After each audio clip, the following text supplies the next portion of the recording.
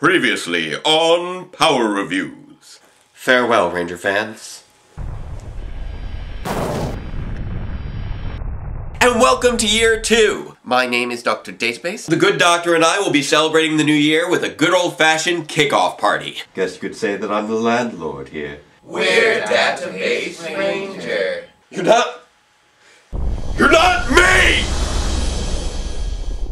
How disappointing. You! Well, maybe next year. Until then, farewell, Ranger fans. And let the power protect you. And now, Database Rangers Power Review. Greetings, Ranger fans, and welcome to Power Reviews. And welcome to year 2. We've got a lot of big plans in store for this year, not the least of which being the premiere of the much-anticipated 21st season, Power Rangers Super Megaforce. But first, I would like to introduce to you our brand new scientific and technical consultant. Oh, right. Still working on that. Anyway, moving on. I will personally be celebrating the new year with a good old-fashioned kickoff party. Figured it would be a good way to get to know the neighbors better. Actually, I was kind of hoping they'd be here by now, but I'm not worried. I'm sure they'll be here any minute.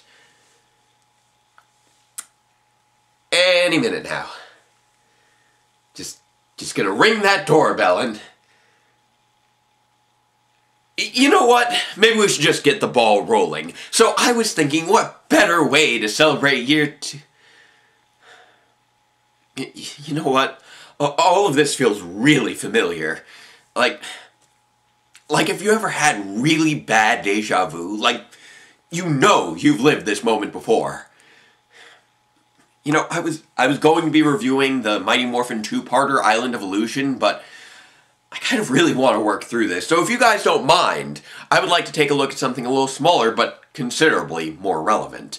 And that is episode 23 of Power Rangers Lightspeed Rescue, Yesterday Again. We start off with the Red Ranger soaring through the skies in Bandai's latest merchandising mandate.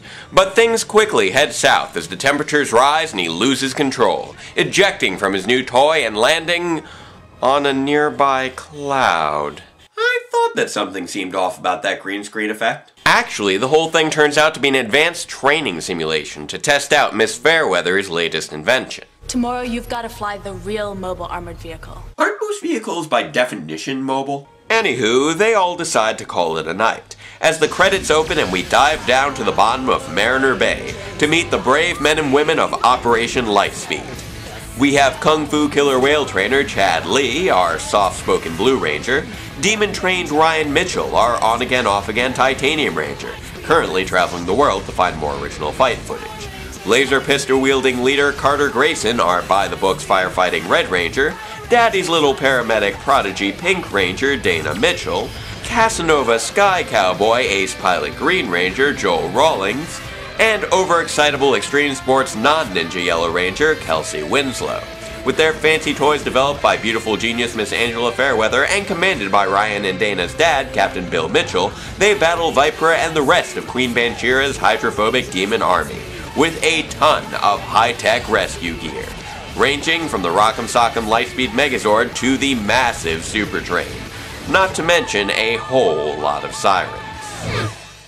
True, not as many as SPD, but hey, give them another 25 years. The next morning, Dana, Chad, and Joel are having breakfast down in the Aquabase cafeteria, discussing whether Joel's training has truly prepared Carter for his upcoming flight test. Which really makes me wonder why Carter is the one testing out this experimental new aircraft and not the team's ace pilot.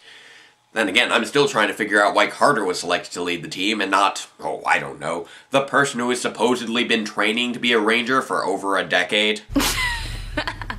Okay, here's a good one. Why did the hot dog put on a sweater? I would rather like to know how the hot dog put on a sweater. 'Cause it was a chili dog. And now I think I understand why Dana's not in charge. Well, I thought it was funny. So, now that Carter and Dana have each had a chance to crash and burn this episode, it's Kelsey's turn, as her non-regulation rollerblades send her flying straight into one of the oatmeal soup-serving servers. Kelsey is the reason we can't have nice things. Dana and Chad help her clean up the mess as Carter and Joel head down to the testing facility, where the red Lightspeed Ranger morphs into action and hops inside the mobile armored vehicle, which the techs lower all the way down to shoot out the top of the base. Somehow. Must be some sort of Mobius architecture. Unfortunately, this is where things start to go bad, as not only do Carter's engines start malfunctioning and going haywire, but Queen Banshira's spoiled son Olympius has begun attacking the city, with a horde of batlings and his latest monstrous creation, Manteevil. The other Rangers race to protect the city, while a grounded Carter whips off his snazzy jacket of authority to attempt repairs on the fried engines. Because if he's going to be a pilot today, he might as well be a mechanic too. Back at the battle, the demons are keeping the other Rangers on the ropes, and even with their battle boosters, they are still short-handed without their leader. Hearing their cries for help, Carter remorphs and performs some good old percussive maintenance on the MAV to get himself back up in the air again. Sadly, his jacket was left behind. What happened to it, you may ask? Well, I suppose that will just be one of the great unsolved mysteries of the PR universe. It's not fast enough for his friends, though, who summon the rescue bird to give themselves some added firepower. But when it arrives in its unilaser form, Olympius is quick to whip out his new gadget to snatch it away. Because these ancient demons apparently know how to make tractor beams. Carter is racing to the scene, but still having trouble with the mobile part of the mobile armored vehicle. Maybe he should just skip all this and run to the battle. I mean, it worked well enough for his friends. Speaking of which, they're still stuck at Bird Point, begging for their lives. For some reason. Don't do it, Olympius! Please! The writers do know that we're dealing with demons here, right? I don't think that's going to work. And sure enough... Goodbye. Oh, that's gotta hurt.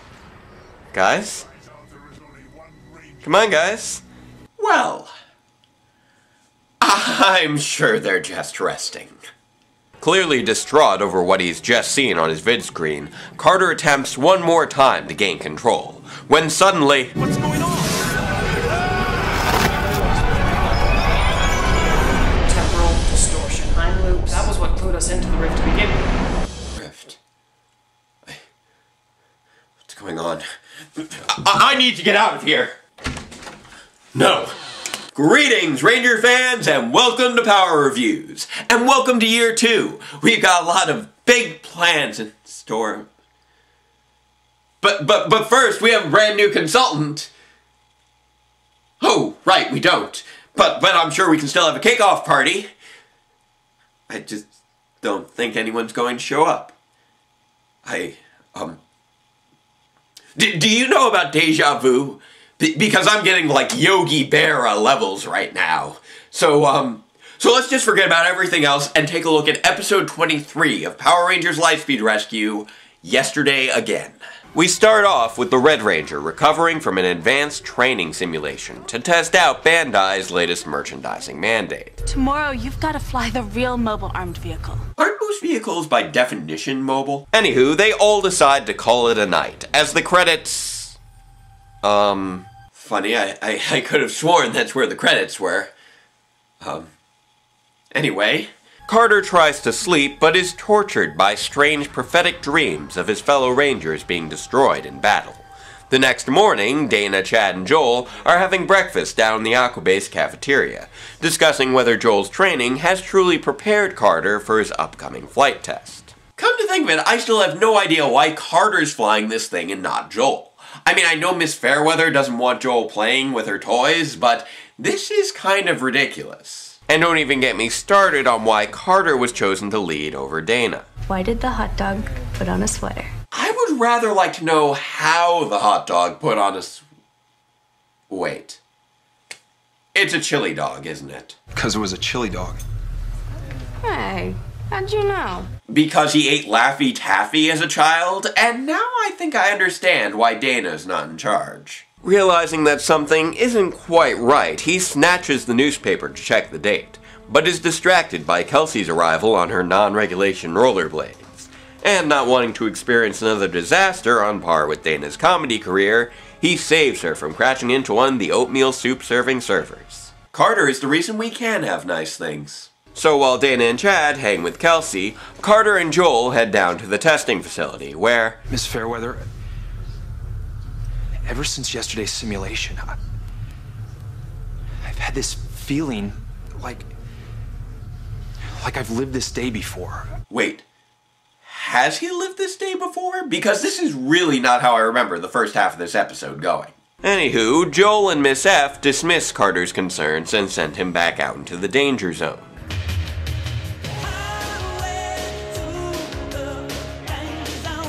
Unfortunately, this is where things start to go bad, as Carter's engines start malfunctioning and going haywire, forcing him to land in a nearby field.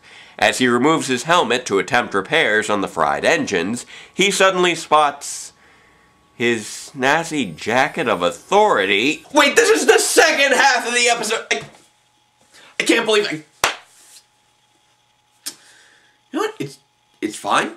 It's fine. Let's just keep on going. So, long story short... I knew that wasn't a simulation. I must have gone back in time. Still not really sure how the jacket factors into all this, since it was the only thing duplicated by the time loop. Then again, I imagine if there were doppelgangers of everyone running around, that would just be really creepy. Suddenly hearing the battle with Olympius over the comms, and realizing that there's not much time left, he desperately tries to warn the team. But his words are lost amidst the sirens and shouting. Left with no other choice, he hops back in the driver's seat and jets off in the suddenly much more mobile armored vehicle. Which I guess was repaired with the power of self-confidence? Once again, Olympius has managed to snag the Unilaser with his demonic tractor beam.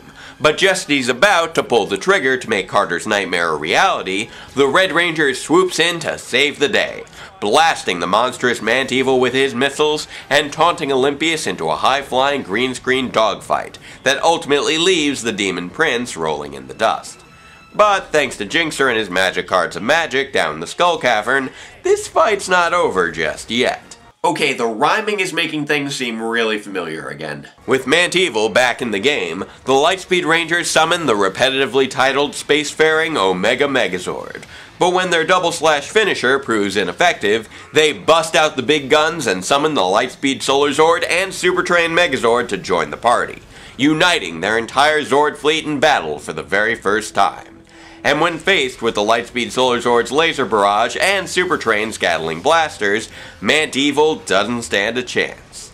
This doesn't really bode well for Olympius, who gets a stern warning from his partially resurrected demon mommy, who won't be tolerating his failures for much longer. And you know she means it, because Queen Banshira is one bad mother. Meanwhile, the Rangers return to the Aquabase, where Miss Fairweather has finally managed to fully repair the mobile armored vehicle for the all of 3 times they'll use it in the future, and Carter gets a new hat of his own, officially making him a real sky cowboy. Some people call me the space cowboy. Yeah. And that's the end of our episode. So, what did I think of it? Well, in all honesty, it's a pretty average episode, and a fairly flawed one at that. Not only is the time travel element never explained, it doesn't actually end up making a bit of logical sense, as Carter is sent right back into his past self, yet his jacket somehow self-duplicates. Plus, it's never really made clear how he is able to change the sequence of events. The malfunctioning mobile armored vehicle is never portrayed as being the fault of his lack of experience. And considering that he seems to spend just as much time shouting ignored warnings over his communicator as he did repairing the engines the first time around, there is no clear reason for it to suddenly start working perfectly for the climax of the episode. So as far as logic goes, this one scores about a Robo-Knight on the Vulcan scale. But what about the characters? Is this at least a decent standalone story in that respect? Well, it's kind of a mixed bag. One could argue that Dana is being uncharacteristically goofy and that Joel is being uncharacteristically serious-minded, or that we are simply seeing other sides to their characters due to the unfamiliar context of their scenes. For Carter, although his experience with the time loop and learning to pilot the new vehicle are the focus of the story, we aren't really learning anything new about him or seeing him grow as a character, largely due to the ill-defined manner in which he ultimately achieves his goal. Oddly enough, the one who probably gets the best development here is Olympius. We see him once again thinking outside the box with the tractor beam, his willingness to get his hands dirty in battle, and how ruthless he can be with his enemies when given a chance. Yet in spite of this, Queen Bansheera is still threatening to take away his position of power, nicely setting up his later betrayals of his fellow demons in his constant pursuit of his mother's favor. The dude's come a long way from harmless little baby Impus. But beyond that, the only other real contribution to the season here is the introduction of the mobile armored vehicle, and that thing pretty much disappears until the final 4 episodes. Although I will admit, it does get quite the send-off. So with all these fairly mediocre elements, what makes this episode stand out? Well, like much of Judlin's run as story editor and his writing partnership with Jackie Marchand, it really comes down to a strong sense of concept. It really is remarkable just how far that can take you, and the Groundhog's Day loop is a perennial classic, largely due to the fun of seeing the variations in the repeated events. This is exemplified well in the memorably goofy and melodramatic scenes in the cafeteria. Overall, this is far from a great episode, but despite its many flaws, the strong sense of concept and the use of reiterated events does at least make it memorable. And I think that's something I really need right now, to just remember. And I think I'll start with you. You remember me? I'm touched. Wasn't easy. It's all still in bits and pieces, but whatever you're doing, it's not working anymore. Well, it took you long enough, and I suppose we are long overdue for a little talk. Who are you? Oh, please, don't you recognize me? I'm you. Well, version of you. Why do I get the feeling I've heard this routine before? You mean your little party guests? No. They were merely products of your subconscious.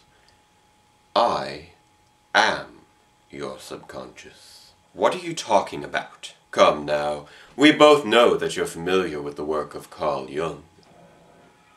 Aren't you? Shadow archetype. Inside each and every one of us are all the things that we could be, but for one reason or another, are not.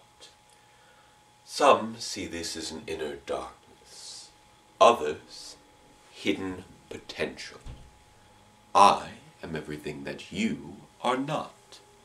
Relaxed, confident, successful in all my endeavors. Perhaps a businessman, or a doctor. Whatever it is you would have become, had you not chosen to define yourself by your pointless fixation on an insignificant little television program. You mean Power Rangers? Yes, Power Rangers. But it's more than a show. It's real. I'm just a fanboy. A delusional little fanboy. And it's time that you woke up. No, that's not right. I'm more than that. Perhaps you could have been, if you'd ever made something of yourself. But I did make something of myself. What? Save the world? Let me tell you a little story. Please. Sit down. I'll stand. Suit yourself.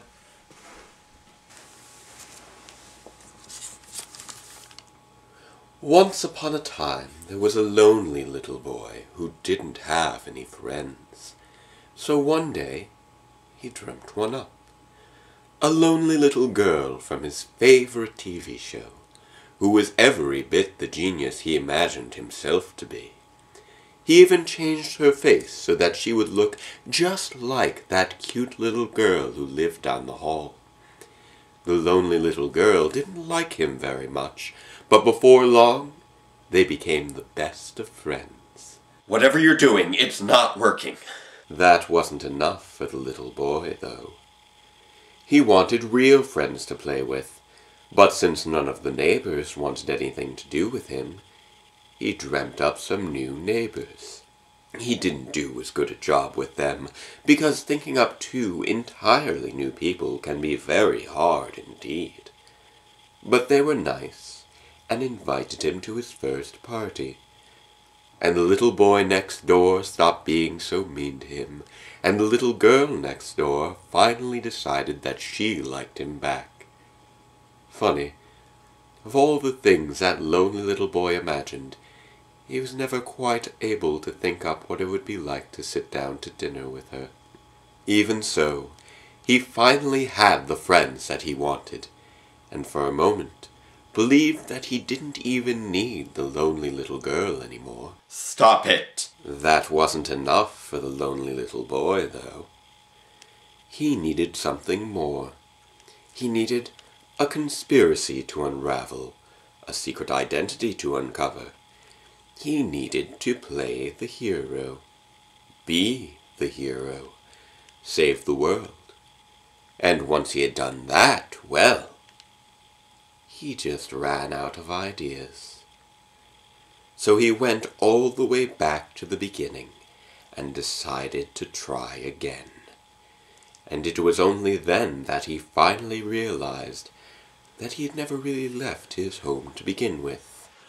That's not right! He had stayed inside all day long, making videos that no one would ever see, watching and re-watching his favorite television show as the filth just piled up around him.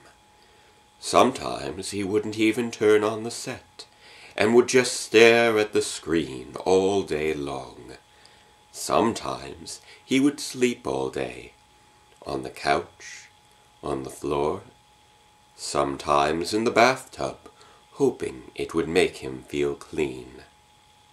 It didn't. Sometimes he would slam himself against the walls and scream. Nobody heard him, or if they did, they pretended not to. Because there was one thing the lonely little boy could never make himself do. He never, ever went outside. The end.